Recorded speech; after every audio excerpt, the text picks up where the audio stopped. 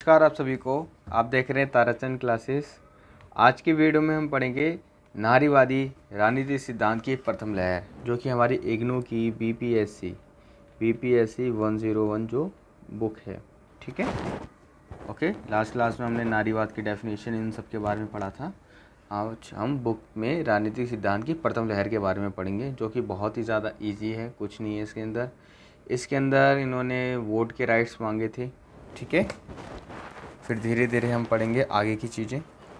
चलिए शुरू करते हैं। नारीवाद की प्रथम लहर का संबंध नारीवादी गतिविधियों से है।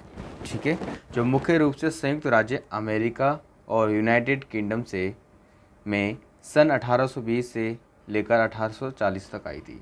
ठीक है, इसकी जो स्टार्टिंग हुई थी वो कहाँ से हुई थी भाई? यूनाइटेड किंगडम यानी कि अमेरिका और ब्रिटेन में।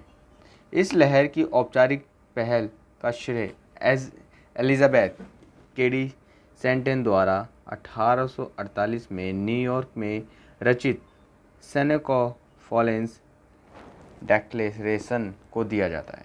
ठीक है, इस उद्घोषणा ने नारीवादी आंदोलन के लिए नई राजनीतिक रणनीतियों और विचारधाराओं को विशेष रूप से दर्शाया था। और नारीवादी विचारधारा क्या है आप सबको मालूम है, ये समानता के ऊपर बल देते हैं। ठीक है, इसका प्रारंभ यानी इसकी स्टार्टिंग जो है, महिलाओं के लिए संपत्ति के समान अधिकार और घर गृहस्थी में, यानी कि जो घर की चीज़ें होती हैं, घर गृहस्थी में यानी होम लाइफ जो होती है, एक गरिमा में स्थान, एक इज्जत वाला स्टेटस के विचार के साथ हुआ। यानी भाई एक इज्जत वाला दर्जा मिलना चाहिए। ऑब्वियसली बात है, सबको मिलना ही चाहिए। इस प्रकार इसने महिलाओं के आर्थिक यौन और प्रजनन के अधिकारों पर ध्यान केंद्रित किया। ठीक है, परंतु तो ये 18वीं सेंचुरी में आई। जब 20वीं सदी लगी, 20वीं सदी के प्रारंभ होने पर नारीवादी सक्रियतावादियों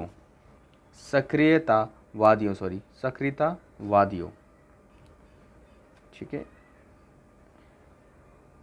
सक्रियतावादियों भाई, इसका मतलब होता है एकदम से इसमें क्या कर दिया गया, यहाँ पर बहुत सारे बदलाव, बहुत एकदम से चेंज आ गया बहुत जल्दी से। ठीक, सक्रियतावादी यानी कि जहाँ पे पहले ध्यान चल रहा था ना कि नॉर्मल राइट्स वगैरह पे, यहाँ से है इनका ध्यान हटा और राजनीति की तरफ ज़्यादा आकर्षित हो गए एकदम से। चलिए ठीक है, 20वीं सदी में ये पॉइंट ऑफ व्यू बदल गया, महिलाओं के राजनीतिक विचार अधिकारों की ओर मोड़ लिया गया। ठीक है, यानी कि चेंजेस आ गए यहाँ से 20वीं शताब्दी से यहाँ पे कहाँ चले गए, राजनीतिक अधिकारों के ऊपर चले गए। महिलाओं का मतदान का अधिकार या महिलाओं का निर्वाचन अधिकार, ये सब हमें चाहिए तो चाहिए। आंदोलन के भीतर कुछ सक्रियतावादियों का विश्वास था कि पुरुष की तुलना में महिलाएं नैतिक रूप से श्रेष्ठतर हैं, यानी कि महिला जो हैं उनकी इम्पोर्टेंस ज़्यादा है। अंत है राजनीतिक क्षेत्र में उनकी उपस्थिति राजनीतिक प्रक्रिया के लिए लाभकारी सिद्ध होगी। वैसे भाई महिला हो चाहे पुरुष हो, उनका राजनीतिक स्तर पे हर लेवल पे उनका आना ठीक है और अच्छी बात है। ठीक है, और पढ़े लिखे हैं, सब पढ़े हैं और सही गलत में अंतर जानते हैं, तो उन सब का आना अच्छी बात है। ओके, परिणाम स्वरूप ब्रिटेन में सन 1918 में जन प्रतिनिधित्व अधिनियम पारित किया, एक एक्ट पारित किया गया। ठीक है, आपको क्या करना है, इसको रीडिंग लगानी है। प्रथम लहर जो है ना, ये राजनीतिक सिद्धांत, नारीवादी राजनीतिक सिद्धांत की प्रथम लहर, इसको रीडिंग करके मेन पॉइंट्स निकालना, तो आपका तैयार हो जाएगा ये वाला टॉपिक। आज हम प्रथम लहर पढ़ेंगे, फिर अगली क्लास में सेकंड पढ़ेंगे, फिर तीसरी पढ़ेंगे, चैप्टर ख़त्म हो जाएगा ये। तो इसमें 3 लहर दे रखी है। और आप वीडियो को क्या कर सकते हो, अपने सभी दोस्तों के साथ शेयर कर सकते हो। जो भी इग्नू के ग्रुप बने हुए हैं आपके फ़ोन में, व्हाट्सएप पे हो, वहाँ पर आप शेयर कर सकते हो। जैसे जिस तरह की आप लोगों की हेल्प हो रही है, वैसे उन लोगों की हेल्प हो जाए। ठीक है, तो आप शेयर कर सकते हो। प्लेलिस्ट में जाना, जो भी प्लेलिस्ट बनी हुई है उसको शेयर कर सकते हो। अगर आप लोगों को लगता है कि ये शेयर होने लायक वीडियोस हैं तो कर दीजिए। ओके, इसने महिलाओं को मतदान का अधिकार प्रदान किया, परंतु इसका क्षेत्र सीमित था। इन्होंने राइट्स तो दिए, ये जो एक्ट पास किया, लेकिन क्षेत्र सीमित हो गया, क्योंकि ये अधिकार केवल उन महिलाओं को उपलब्ध था जिनकी आयु क्या होगी, 30 साल ऊपर हो, जो 30 साल से ज़्यादा उन्हें ही वोट मिलेगा भाई। और जिनके पास अपनी निजी संपत्ति है, देखो जिसके पास संपत्ति प्रॉपर्टी है, किराएदार वाले को नहीं मिलेगा। अगर कोई किराएदार है, 30 साल का है, महिला है, उसे नहीं देंगे। अगर उसका अपना घर है तो मिलेगा। क्या बात हुई। इस प्रकार नारीवादियों के प्रयास जारी रहे। संपत्ति के स्वामित्व की शर्त के बिना महिलाओं के लिए मतदान के लिए योग्य आयु को घटाकर 21 वर्ष कर दिया गया, 21 कर दिया गया। ठीक है।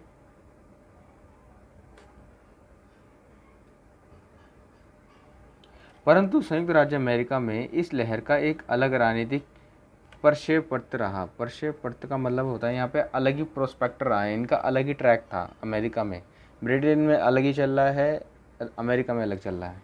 यहाँ Elizabeth Cady, Stanton, Susan B, Anthony, Lucy Stone और लुकीसिया मॉट जैसी नारीवादी नेताओं का मानना था कि महिलाओं के लिए मतदान का अधिकार प्राप्त करने के लिए दासता या दास प्रथा का उन्मूलन का समर्थन करना अधिक महत्वपूर्ण है। यहाँ पे जो ये वर्ड लिखा है, ये वाला उन्मूलन, इसका मतलब होता है समाप्त करना। ठीक है, पहले इसको हम क्या करें, समाप्त करें, तभी जो होगा बदलाव हो सकता है, नहीं तो नहीं हो सकता। ठीक है। ऐसा माना जाता है कि संयुक्त राज्य अमेरिका के सभी राज्यों में महिलाओं को मतदान का अधिकार प्रदान करने वाले संविधान के अनुच्छेद 19 के पारित होने के साथ संयुक्त राज्य अमेरिका में प्रथम लहर धीरे धीरे क्या हो जाएगी, समाप्त हो गई। जब वहाँ से एक्ट पास हो गया कि सबको राइट दे दी जाएंगे, तो ये खत्म हुई लहर। गैर पाश्चात्य संदर्भ में, गैर पाश्चात्य संदर्भ का मतलब होता है वेस्टर्न, नॉन वेस्टर्न। ठीक है, जो पश्चिम की तरफ से नहीं है, और पश्चिम के सारे अमेरिकन्स होते हैं, जो अमेरिका की तरफ से नहीं है। महिलाओं के आंदोलन की पहली अवस्था को उसकी पाश्चात्य समय सीमा के लगभग समरूप समझा जाता है। फिर भी यहाँ इसकी व्याख्या 19वीं सदी के उत्तरार्ध से लेकर 20वीं सदी के पूर्वार्ध तक के उपनिवेशवाद विरोधी राष्ट्रीय आंदोलन में महिलाओं की सहभागिता योगदान के रूप में की जाती है। देखो, उत्तरार्ध का मतलब होता है किसी कार्य को दो भागों में बांटने पर पहला भाग उत्तरार्ध, उसका बाद का जो हिस्सा होता है वो पूर्वार्ध हो जाता है। पहला उत्तरार्ध, उसके बाद का पूर्वार्ध। ठीक है, ओके, तो समझ लो ये बांट दिए, यहाँ का, ये उत्तरार्ध पूर्वार्ध, ये मतलब है।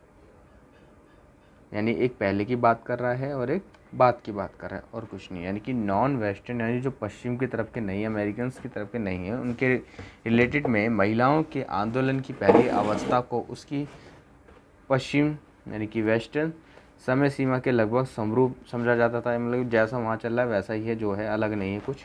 फिर भी यहाँ इसकी व्याख्या 19वीं सदी के उत्तरार्ध, उसके बाद 19वीं सदी से लेकर 20वीं सदी तक पूर्वार्ध तक उपनिवेशवाद की विरोधी राष्ट्रीय आंदोलन महिलाओं की सहभागिता योगदान के रूप में की जाती है। यानी कि इस चीज़ के लिए भी आज भी नए टाइम यानी 1920 में इसके लिए आंदोलन वगैरह चल रहे हैं।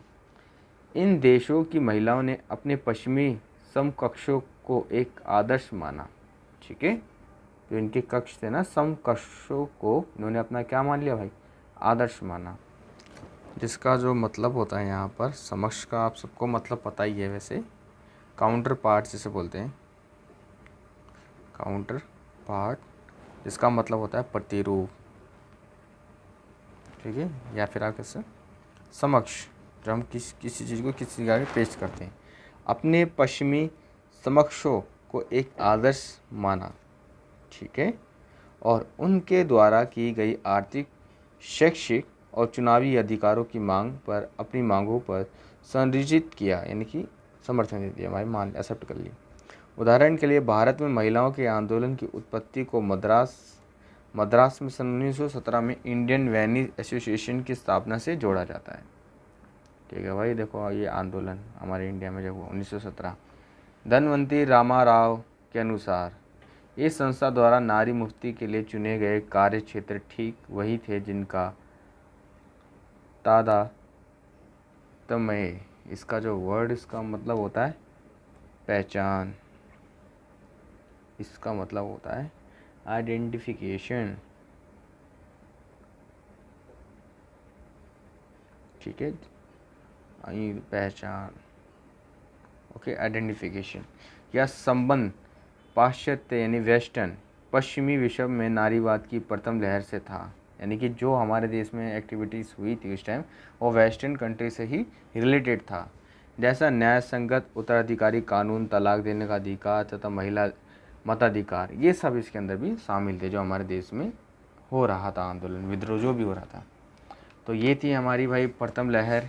ठीक है, अगली क्लास में हम पढ़ेंगे नारीवादी राजनीति सिद्धांत की द्वितीय लहर। इस द्वितीय लहर के अंदर, सेकंड लहर के अंदर देखो उदारवादी नारीवाद भी शामिल था, मार्क्सवादी शामिल था, समाजवादी नारीवाद शामिल था और रेडिकल नारीवाद ये शामिल था। और ये भी इकोलॉजिकल नारीवाद, ये 4 पॉइंट्स द्वितीय यानी सेकंड लहर में शामिल हैं नारीवाद के। फिर ये तीसरी लहर आएगी, ठीक है, जिसमें सांस्कृतिक नारीवाद शामिल है, अश्वेत नारीवाद और ख़त्म हो जाएगा।